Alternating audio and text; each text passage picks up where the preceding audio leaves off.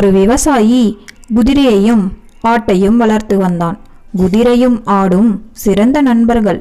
ஒரு நாள் அந்த குதிரை வைரஸ் நோயால் பாதிக்கப்பட்டது. அதனால் அந்த விவசாயி குதிரைக்கு சிகிச்சை அளிக்க மருத்துவரை அழைத்து வந்தான். மருத்துவர் அந்த குதிரையின் நிலையை பார்த்து, நான் 3 நாட்கள் வந்து மருந்து தருகிறேன். அந்த மருந்தை சாப்பிட்டு குதிரை எழுந்து நடந்தால் சரி, இல்லையெனில் அதனை கொன்றுவிட வேண்டியதுதான் என்று சொல்லி அன்றைய மருந்தை கொடுத்து சென்றார். இவர்களது உரையாடலை அந்த ஆடு கேட்டுக்கொண்டிருந்தது. மறுநாள் அந்த மருத்துவர் வந்து அன்றைய மருந்தை கொடுத்து சென்றார். பின் அங்கிருந்த ஆடு அந்த குதிரையிடம் வந்து, எழுந்து நட நண்பா, இல்லாவிட்டால் அவர்கள் உன்னை கொன்று விடுவார்கள் என்று அந்த குதிரையை ஊக்குவித்தது. 3ஆம் நாளும் வந்துவிட்டது.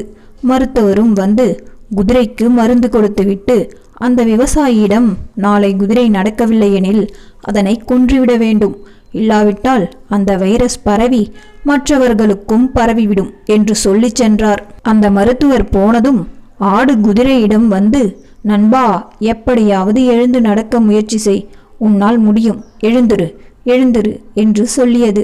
அந்த குதிரையும் முயற்சி செய்து எழுந்து நடந்து விட்டது.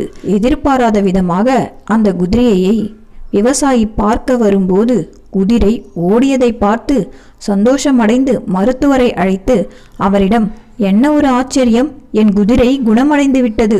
இதற்கு நிச்சயம் உங்களுக்கு ஒரு விருந்து வைக்க வேண்டும். சரி, இந்த ஆட்டை வெட்டுவோமா என்று சொன்னார். பார்த்தீங்களா, இந்த கதையில் உண்மையில் குதிரை குணமடைந்ததற்கு அந்த ஆடுதான் காரணம். ஆனால் மருத்துவரின் மருந்தால் தான் குதிரை குணமடைந்தது என்று எண்ணி கடைசியில் அந்த ஆட்டையே பலி கொடுக்க நினைக்கிறார்கள். இந்த கதை உங்களுக்கு பிடிச்சிருந்ததுன்னா மறக்காம நம்ம சேனலை சப்ஸ்கிரைப் பண்ணிக்கோங்க.